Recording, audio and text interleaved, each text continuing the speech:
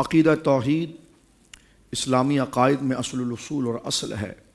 اور اسی عقیدے کی تبلیغ کے لیے حضرات انبیاء کرام علیہم السلام کو بھیجا گیا ہے۔ توحید کو اگر بہت آسان اور سادے انداز میں دیکھیں تو اس کا معنی یہ بنتا ہے ایک ماننا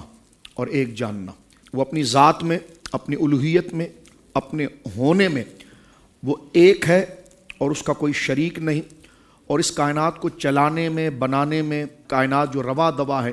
اس میں اس کی ربوبیت والی صفت میں کوئی شراکت نہیں کرتا اور کوئی شریک نہیں، اور وہ تنہا ہے، یکتا ہے، اس کو کسی نے نہیں پیدا کیا، اس نے سب کو پیدا کیا۔ وہ اپنے ہونے میں بھی ایک ہے اور اپنی صفات، علم ہو، اختیار ہو،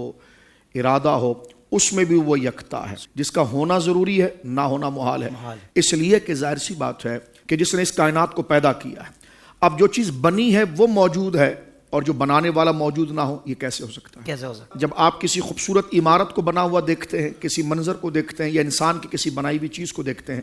تو جیسے بنانے والے کی طرف آپ کا ذہن فوراً منتقل ہو جاتا ہے، تو یہ عالم اس بات کا تقاضا کرتا ہے اور یہ دلیل مہیا کرتا ہے کہ وہ ہے۔ اللہ رب العالمین جل وعلا کو کسی نے پیدا نہیں کیا۔ مشرکین مکہ کا مسئلہ یہ تھا کہ اگر وہ خدا کو ایک تسلیم کرتے تھے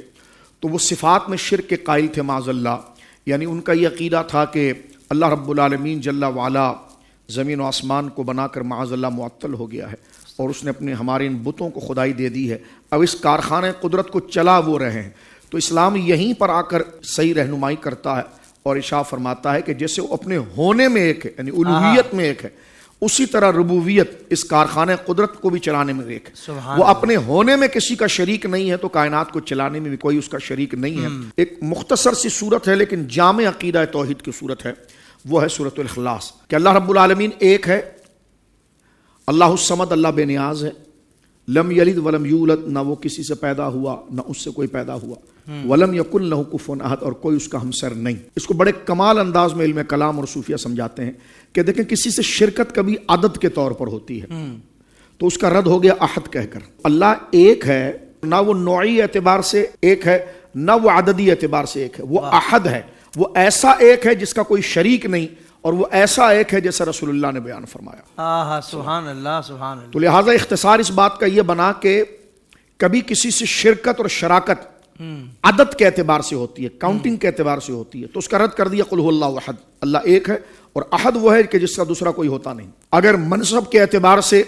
شراکت کا شائبہ بن سکتا تھا تو اللہ الصمد کہہ کر نفی کر دی، جناب نسب کے اعتبار سے کوئی شراکت ہے تو لم یلد ولم یولد کہہ کر اس کی نفی کر دی، اور اگر کوئی شائبہ یہ ذہن کے اندر شیطان وسوسہ اس کو دلائے کہ جناب اللہ کے کام میں کوئی شریک ہے تو فرمایا ولم یکن لہ کفوا احد، کیا بات ہے، نہ اس کے عددی اعتبار سے کوئی شراکت رکھتا ہے، نہ وہ عددی تقسیم اس کی ذات پر ہے،